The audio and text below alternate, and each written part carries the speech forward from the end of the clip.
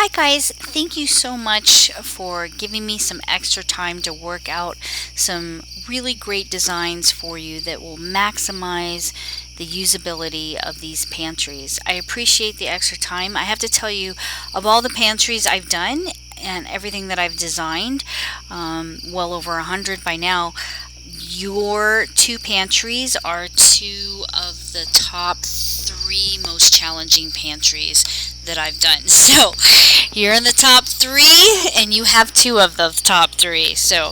But let's take a look at some of the things that I've been working on. So keep in mind that anything that can be changed, we can adjust the number of glide outs, we can adjust the height of the glide outs, the position of the glide outs. This is just our jumping off point. So if you take a look right here, this is your walk-in pantry.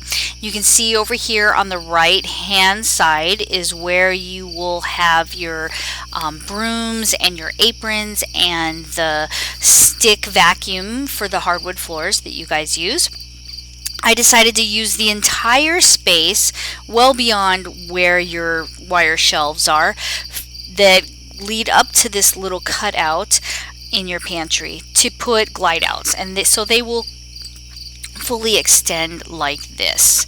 So they'll come all the way out of that space and still be inside the pantry. So you could actually be in the pantry with the door shut and be moving your glide outs in and out. So we started with a triple down in the bottom for water bottles and things like that.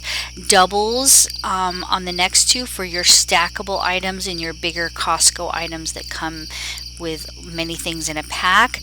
And then 3 singles for all your serving platters and serving trays that you do use when you're entertaining. The top one has a slope back to keep things from toppling out the other side. And then of course the very top of your pantry I left just a shelf because you asked for a stationary shelf at the top. So this is what the first pantry design looks like. Alright, let's take a look at the second one.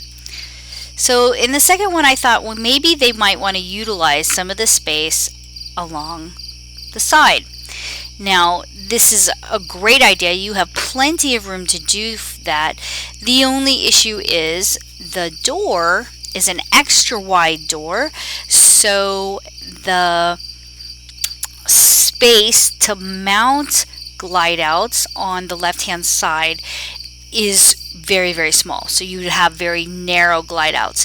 But if you guys would be willing to have a small piece of wood, it would be made out of the same material as our shelves and our glide outs.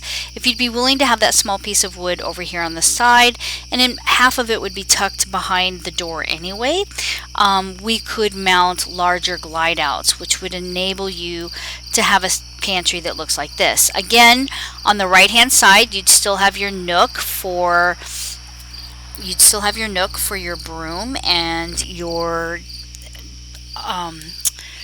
hardwood floor stick vacuum and your aprons.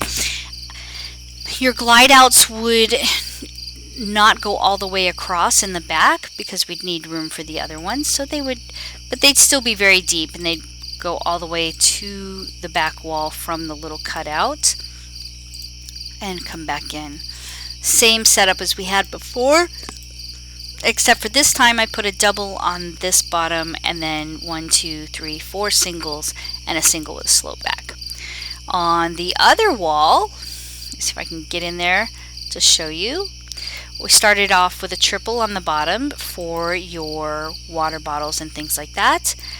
Singles moving up for your platters and your cooking items and your Costco items. Now these can be raised or lowered. They also can be of different heights, so we can change singles to doubles, doubles to singles. In this pantry you suggested to me that you would be okay with having glide outs on the floor. I know for the next one we don't have anything on the floor. And then on the top left hand side, again, a slope back to keep things from falling backwards. And at the very top, a big shelf for the stationary objects. So that's the second option that I came up with for that big walk-in pantry. Now, let's take a look at the other pantries. So, with your other pantry, it was quite a challenge, and I talked to a bunch of other designers, like how can we do blind corners here that will efficiently use the space, because you have so much space behind those walls. And these are the things that I came up with, and hopefully one of these three things will work well for you. So the first one is basically just glide outs that come out in the center for your kids' snacks, for all your Costco items, your pantry items, and they'll be like this. And they're spaced out far enough that hopefully you'll be able to use the space behind the walls on either side for items that you don't use very often.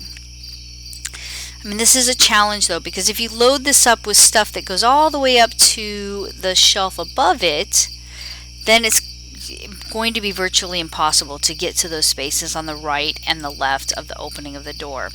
So right away, this one, although the easiest, will not utilize that space very well on either side. It will be very difficult to use that space.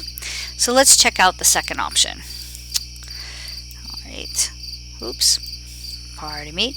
So the second option, I decided to try to use blind corners, and the spacing isn't quite right for the computer simulation, but we can of course adjust that in real life much better.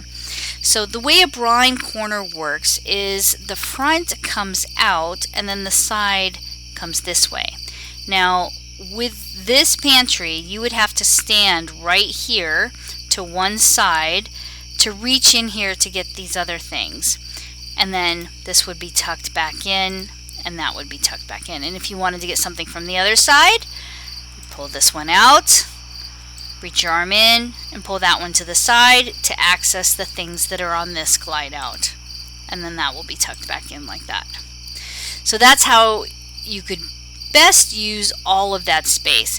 For this one, because there are so many glide outs, I decided to limit it to 5, because you want to stretch it out and have the space needed to lift these things out and over the things that are in the glide outs next to them. So I decided 5 maximum to spread them out far enough.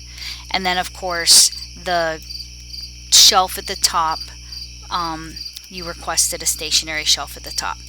So the last option that I thought would be a very good use of space here was to take the wire shelves out. Well, actually we're going to take them out for any design, but we remove the wire shelves, and then but we don't put anything here in the center, and it kind of becomes in like a walk-in pantry. I mean, it's large enough that it could definitely be a walk-in pantry. So then on the side, each of the sides, you'd have glide outs that would come out to the center. And I'll show you what that looks like. You step in your pantry, pull your glide outs out, and it's deep enough that it would come almost all the way across. And these would tuck back in. And you would step into your pantry and you can pull these glide outs.